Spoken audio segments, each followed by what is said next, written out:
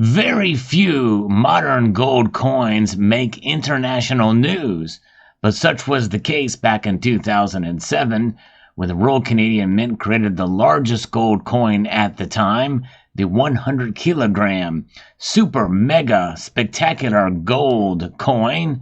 Yes, and they actually created several of these, one of which was stolen. I covered that story, but for an idea of scale, this is another look at the coin, or one of the coins, that is in museums.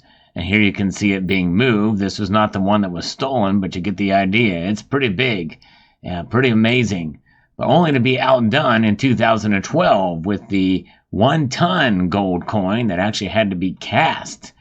And I think the other one did as well, too. But this certainly did make news, and this stands to this day as the absolute largest gold coin in the world. And it was recently on display in New York City. But nonetheless, it gives you an idea of scale and of size. Massive. The Perth Mint certainly has outshone the Royal Canadian Mint with this offering, making international headlines. Well, the third coin that has just been unveiled is making headlines as well, and already is one of the most expensive coins in the world. We'll talk about it as we explore.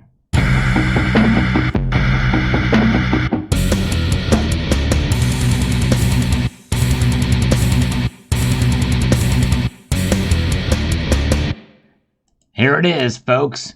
It is a pretty amazing accomplishment. This is from CNN. They're actually the first to kind of break this story.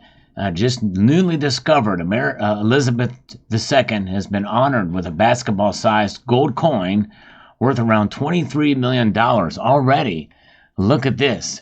It is certainly not the biggest, but it's certainly the most elaborate and has a lot of diamonds. We're going to get into the specifics of this. But look at that. It's just the visual representation you see here on your screen is just absolutely stunning. Made from almost 8 pounds of gold, which again, it's not the biggest, but it has some 6,426 diamonds. This new coin, honoring the life of Queen Elizabeth II, may be among the most valuable coins of all time. The creator of this one-off luxury object has valued it at around $23 million. It was unveiled on Monday, days before the first anniversary of Queen Elizabeth's death. The commemorative coin as a whole is not considered legal tender in the United Kingdom, although the denominations of coins contained within the design are. That's right, it is coins within a coin, so it's unique in that way. It was produced by the East India Company, which is a luxury lifestyle brand with rights to the name of the corporation that once controlled large swaths of the British Empire. It's pretty amazing. It has been aptly dubbed the Crown in a press release, much like the Netflix series. But nonetheless, the Crown is, as the company described its creation, as an object d'art. The current Guinness World Book of Records for the most expensive coin ever to sell at auction is held by a rare 1933 double eagle, which fetched $18.9 million at Sotheby's in New York in June of 2021. In fact, I covered that auction and story. Pretty remarkable indeed. And here we can see an image of the coin being held in the hand here of a businessman, Sanjeev Mehta, who acquired the rights to the East India Company in 2005, poses with the diamond-encrusted coin. Just holding that would make me nervous. And really, in reality, this coin, we'll get to the size of it, but you can get an idea of scale there. It is certainly much smaller than the two other coins that I showed at the beginning of this video. Nonetheless, apparently, it has a value that very well could be more. I don't know, but think about the gold content alone of those other coins. I don't know. You do the math there, but nonetheless, this coin has a diameter of 9.6 inches, making it wider than an NBA regulation basketball. And its design comprises almost of a dozen 24-karat gold coins nestled in beds of diamonds. The center of the coin alone weighs 2 pounds, while the smaller ones around of each weigh 1 ounce and feature either portraits of the late monarch or depictions of virtues, including truth, justice, and courage. On one side, thousands of diamonds have been arranged to resemble the UK's flag, while the setting of the reverse was inspired by the late Queen's tiaras. The East India Company said its multi-million-dollar valuation was partly due to the quality of the materials and crafting processes, which involved artisans and experts from the UK, India, Singapore, Germany, and Sri Lanka. The original East India Company operated for almost 300 years before its dissolution in 1874.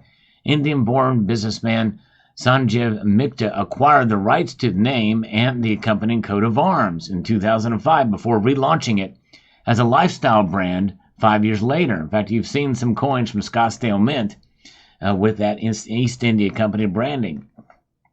His modern reincarnation sells luxury products including jewelry, homeware, and commemorative coins that capture moments in history for contemporary enthusiasts and future generations to treasure, according to the company's website.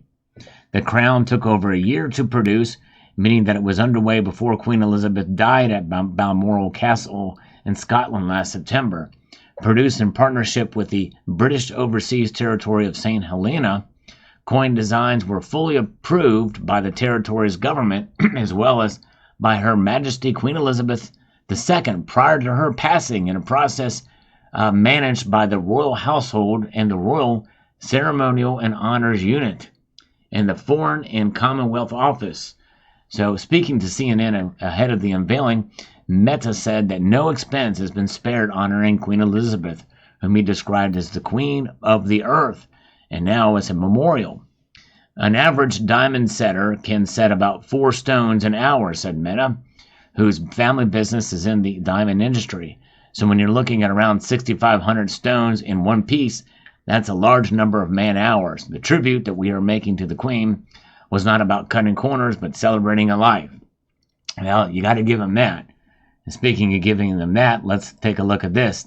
We can give us this. This is from their website, the Crown Coin, her masterpiece. This is an amazing piece of history for sure. It talks a little bit about what's going on there. This is a one-off, and the collection minted by the East India Company bears 5 effigies of these coins here that are on top of that are embedded or encrusted on this piece.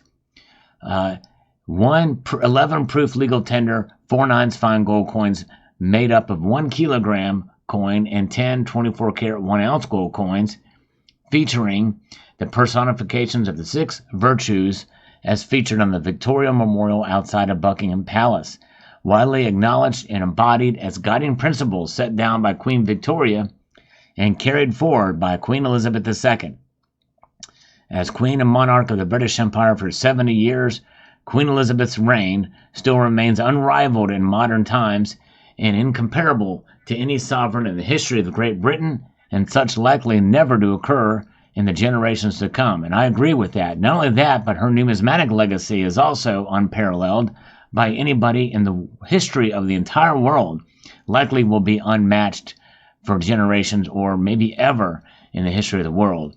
In other words, Queen Elizabeth's portrait has been on more varieties and representing more nations of coins than any other figure in world history. Not to be confused with Abraham Lincoln, which, by the way, has his image on more coins by numbers, mostly Lincoln cents.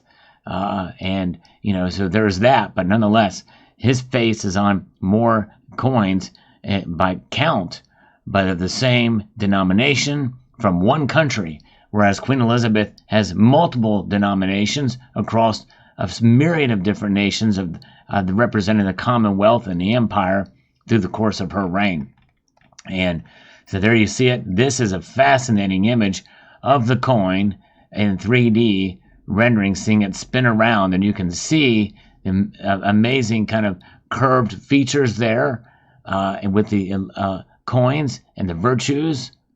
Very fascinating, very cool. You can see that every side and every square inch of the coin has been made to represent some of the ideals that are talked about and shown on this piece. Pretty remarkable, pretty amazing indeed.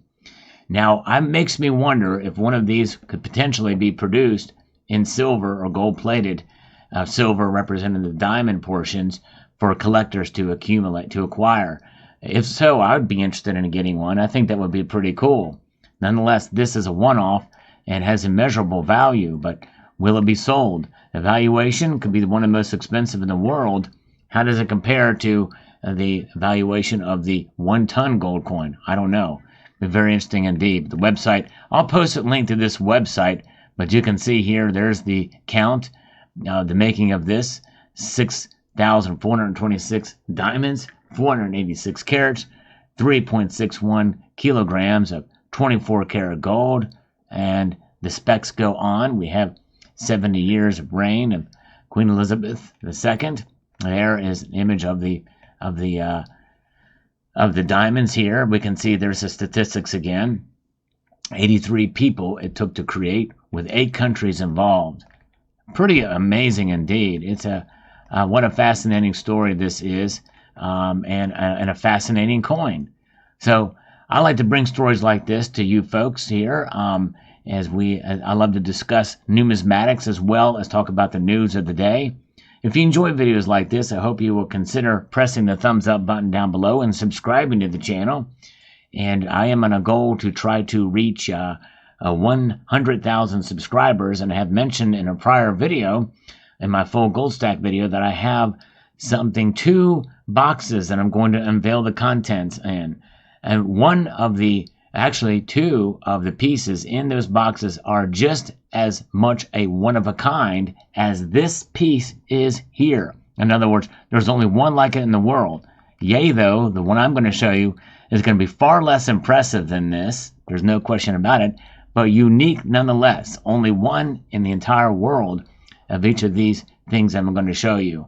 So once we hit 100,000 subscribers, I'll show you that. Because I do like to showcase pieces and talk about the designs on particular coins, as well as talk about the precious metals markets and news. And this certainly is newsworthy related, international indeed. You hear more about this, but I thought I'd bring this to you. So I hope you found this video informative, insightful, and educational. I would like to extend a multitude of gratitude to each and every one of you for watching, and to encourage you to please rate, share, comment, and subscribe.